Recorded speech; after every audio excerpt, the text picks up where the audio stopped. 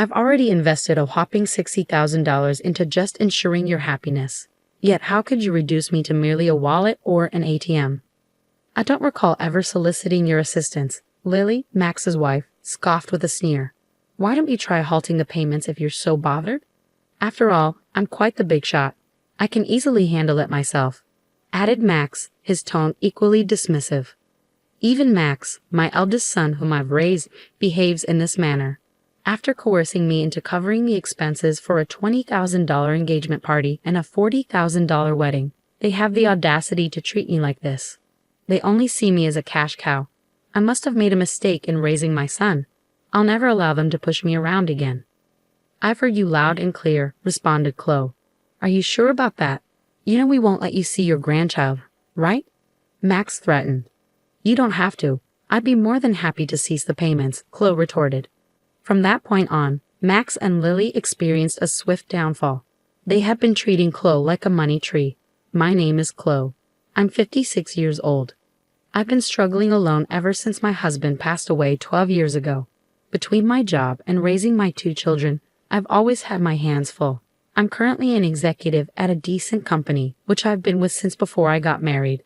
To the outside world, I guess you could call me a career woman. The children, who were high schoolers when my husband died, have now graduated college and are working. So I'm a bit relieved. I just wish they'd settle down and start their own families soon. While contemplating these thoughts, Chloe lived alone comfortably in the condominium that she used to share with her children.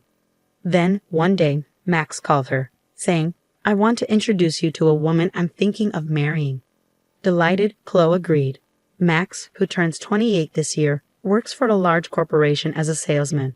Although he has been a bit of a playboy, it seemed like he was finally settling down. On the day he was to bring the woman he was planning to marry, Max said, Mom, long time no see.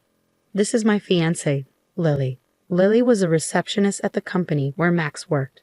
She was strikingly beautiful, and Chloe felt proud of her son for finding someone like her. Oh, congratulations to you both. I'm here to support your happiness, Chloe beamed. As their conversation progressed, the topic of the engagement party arose. We're planning to have an engagement party soon. I need to start preparations. Mom, could you cover the $20,000 cost for the engagement party? I was taken aback. I had assumed the average cost to be around $10,000. However, seeing their joyful expressions, I couldn't bring myself to refuse and agreed. Of course, it's a joyous occasion, I thought to myself. Later, my eldest daughter Mia came to visit. Mia, how's work going? The deadline was yesterday, I inquired. I'm managing well, so don't worry, Mia replied. Mia is a manga artist. While she hasn't achieved a major success yet, she has her own series and manages to sustain herself. She has always been talented at drawing and has a deep passion for manga, making it the perfect career choice for her. By the way, Mom, isn't Max getting married? Maya asked. Yes, he came by the other day with his fiancée Lily to introduce her. They've asked for $20,000 for the engagement party, I explained. Wow, $20,000 is quite a hefty sum, Maya remarked. It's not just for the party. Apparently, they're planning to allocate it for their wedding funds, and as tokens of appreciation, I clarified. On the day of the engagement party, I handed them the promised $20,000. Both Lily and her parents looked overjoyed. We'll use this to begin our new life together, they exclaimed as they tucked away the money. There were no gestures of gratitude as I had anticipated, but I reassured myself that this was customary for engagement parties. As long as they could embark on a happy marriage, I reasoned it was worthwhile. However, a few days later, Max dropped a bombshell. I've won a grand wedding with numerous guests and connections invited, perhaps around 250 people, he announced excitedly. That sounds splendid, I replied. And with that, Mom, I'd like to ask you to cover the upfront costs of the wedding, Max requested. I was taken aback by the request. I had always believed that weddings were primarily funded by the couple themselves. I'm counting on you, Mom, Max insisted. It's pretty standard for parents to pay for the wedding. But didn't I already contribute a significant sum for the engagement party? I questioned. Lily's parents are frail and unable to contribute, and I'll make sure you're reimbursed for the wedding gift, Max assured me. Reluctantly, I opened the bill Max had brought. To my shock, the amount was $40,000. The idea of such a hefty upfront cost made my head spin. How extravagant of a wedding are they planning? I wondered aloud. Wait a minute, isn't this a bit excessive? Why not have a wedding within your means? I suggested. It's a once-in-a-lifetime event and Lily doesn't want to compromise. Plus, don't you want Lily's parents to see how happy she is? Max countered, cornering me. Feeling pressured, I couldn't bring myself to refuse. All right, it's indeed a joyous once-in-a-lifetime occasion, I conceded. Seeing my consent, Max smiled and thanked me before leaving the room. Later, I transferred the upfront cost of $40,000 to the wedding venue. It was difficult to part with the money I had been saving for my retirement, but I reassured myself that it was for my child's happiness. 2 months later, on the wedding day, the venue was more luxurious than I had anticipated. Mia and I arrived early in the morning to change into our dresses and get our hair done. As I approached the bride and groom's dressing room to knock, I overheard their conversation. I can't believe we're able to have such an extravagant wedding. All thanks to Mom, Lily exclaimed. Absolutely, and she even gave us $20,000 for the engagement party. I even managed to buy a new bag. What a great wallet, more like an ATM. Let's keep withdrawing from it, Max, Lily joked. That's a bit mean, Max replied, but Lily continued, ignoring his protest. Stunned, Mia and I continued to listen as Lily gleefully said, If we ask her, she'll probably cover the rest of the wedding costs, right? Of course she will. Leave it to me. Then let's use the wedding gift for a honeymoon trip to Hawaii. And of course, we'll take my parents along. How about buying a high-rise apartment for our new home? That sounds perfect. Let's get my mother to cover the cost. She does have the money after all. The hand I raised to knock on the door was trembling. Mia held my shoulder and led me away from the door. Breathing slowly, I took Mia's hand that rested on my shoulder and said, Mia, there's something I need you to look into when the ceremony starts. Of course, Mom. Leave it to me, Mia reassured me. And so Max and Lily's wedding began. Throughout the ceremony, their vows in the chapel, and the toast at the start of the reception, all I could think about was the conversation the two of them had earlier. Presenting the groom's mother, Chloe, even as the MC introduced me and a spotlight fell on me, all I could muster was a bow. Mia, who had been making the rounds toasting, came back to me. Mom, I checked with Lily's relatives. Both of her parents are perfectly healthy. That's horrible. We need to confront them. I'll be right there with you, I assured Mia. As Mia said this, it was time for the first wardrobe change. Lily exited first, then it was Max's turn. Now the groom will exit, escorting him is his mother, Chloe, who raised him single-handedly, the MC announced. Called upon, I walked down the aisle to meet Max. A little tipsy, Max was in high spirits, announcing into the MC's microphone. This is my amazing mom. Keeping a straight face, I acknowledged the cheers from the crowd. I walked beside Max as we exited the hall and headed straight to the dressing room. Mia was already there, and she spoke to Max. Max, there's something I need to ask you. What is it, sis? Make it quick. I need to change and get back, Max replied curtly as he undressed. I heard the conversation in the dressing room earlier. How could you talk about Mom like that? Mia confronted him. Huh, you were listening.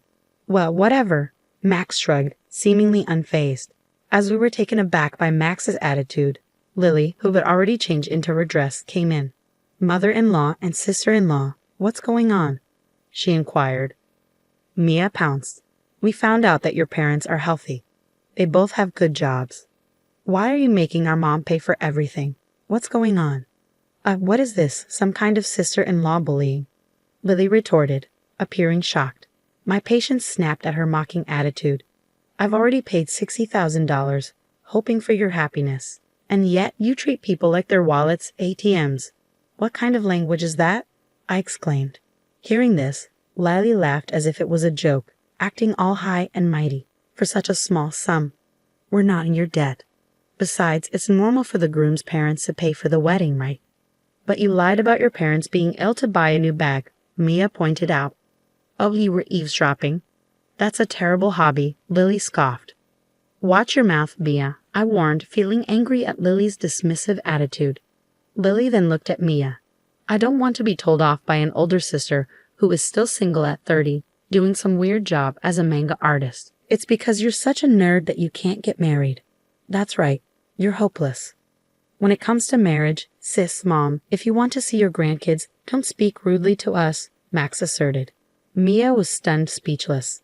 How dare you speak to me like that? I tried to scold them. But Max laughed and responded, if you're going to talk like that, try stopping the payments. After all, I'm in a light. I can easily handle it. Well, it'll be a shame to lose the cash cow, Lily chimed in.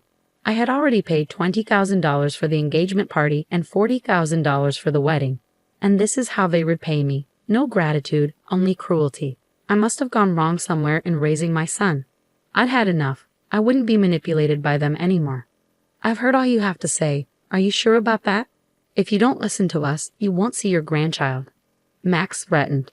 But I firmly responded, that's fine. You don't need to bring him over. I'll gladly stop the payments. Max and Lily just stared at me stunned. I'm severing our ties here. I wish you all the best with that, I declared, taking Maya's hand as we left the venue. The joyous noise of the reception was still audible as we departed. A month later, as Mia and I were enjoying some tea at home, the intercom rang with a shrill tone. Oh, Mom, it's Max. What should we do? Maya asked. Let him in, dear, I replied. Max, whom I hadn't seen in a month, looked remarkably worn and tired. Why the sudden visit, Max? I inquired. Mom, you must have received the bill for the wedding venue by now. Why haven't you paid? Max asked. Huh? Oh, the bill for the remaining balance. It was $45,000, right? It arrived, but I have no obligation to pay it, I stated firmly. Don't be like that. In the end, we didn't receive many wedding gifts and couldn't pay the bill, so now we're in debt, Max confessed. At that, Mia laughed and commented, from what I overheard at the wedding. It seems you two have quite a bad reputation. You, Max, have been throwing your weight around at work, doing haphazard jobs, and Lily, you've been putting down other women, flaunting your looks in marriage. I can see why people wouldn't want to give wedding gifts to people like you, Max retorted sharply. Hey sis, stay out of this, I interjected, feeling a sense of frustration. It's not just me you haven't been considerate of, it's everyone around you. The wedding expenses are your own doing. Please pay them yourselves, I pleaded. Mom, I'm in a bind here. Lily can't control her spending, and even her parents have started to take advantage of me. Lily's love of money isn't exactly a new revelation, Mom. Plus, having seen Lily, I can easily imagine her parents behaving the same way. Please, Mom, think about helping us. Give us some money, Max begged desperately. To Max's desperate plea, I sternly replied, you were the one who said, I'm in a light. It'll be a piece of cake, and told me to stop making payments, weren't you? And didn't you say that we were severing our ties? I have no obligation to give you any more money. Mom, don't call me Mom. I don't want to be called that by someone who has only ever seen me as a cash cow. To be honest, I'd like you to repay me for the wedding and the engagement party, but I'll write it off as a settlement payment. Now please leave. Max, who had looked shocked, now had a malicious look on his face. Hey, are you really okay with this, Mom? Cutting ties with us like that?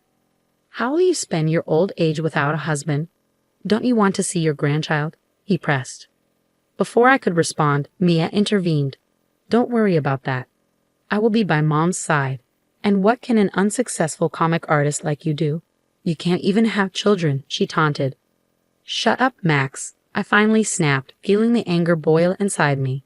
Max was frothing at the mouth with anger. Ah, so scary. Sure, you mock me as a failed manga artist or an otaku.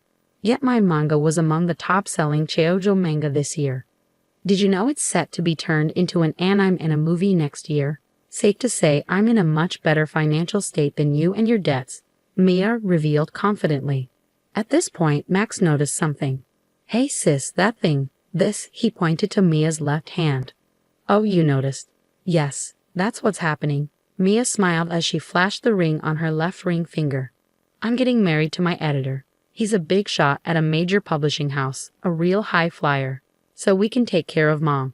We don't need you anyway. We never intended to have our children care for us. Thanks, Mia. We're having a wedding, but we'll handle everything ourselves. We'll invite Mom, Max, but you don't need to come, Mia declared confidently, leaving Max stunned. I said, did you get it now? Never bother us again, I declared firmly, pushing Max towards the front door along with Mia. Please. Mom, and you too, sis, Max pleaded. But before he could finish, something came to mind. What are you going to give us, money? Max asked eagerly. Upon hearing this, I turned to him with a stern expression. That director at your wedding. Turns out, I didn't know, but he's a client of my company. It seems you're hiring, and all your undeserved privileges were out of consideration for me. I told them to stop that, though. What? You didn't hear about this? Stop it. Please handle it on your own now. Goodbye, I said firmly as Mia and I pushed Max outside and firmly locked the door. Max made a fuss outside, but after ignoring him for a while, it became quiet. A year passed since then. Right after that incident, I sold the house to avoid Max and Lily's visit and bought an apartment with elderly services for my old age. According to a neighbor from my condo, Max and Lily showed up and created a scene, asking why I wasn't there. Hence, I believe my decision was the right one. As for Max and Lily, they abandoned their dream of a luxury high-rise apartment and now live in a cramped space. Max, it seems, was demoted after his actions were reviewed. Perhaps hurt from falling from his elite status, Max worsened his attitude towards others. It's surprising he's not fired yet. Lily, who quit her job upon marriage, continued to splurge for a while, but their funds quickly ran out. Even with their debts, Lily's luxurious habits did not change, and her parents continued to demand money. Apparently, they quarreled daily. I hope the two learn the hardship of earning money and appreciate the people around them and grow up, though that might be too much to ask from them. I still maintain a good relationship with Mia. Mia's husband is a good man who treats me well, and they are expecting a baby. I plan to spoil my lovely daughter and grandchild, and looking forward to it keeps me working every day.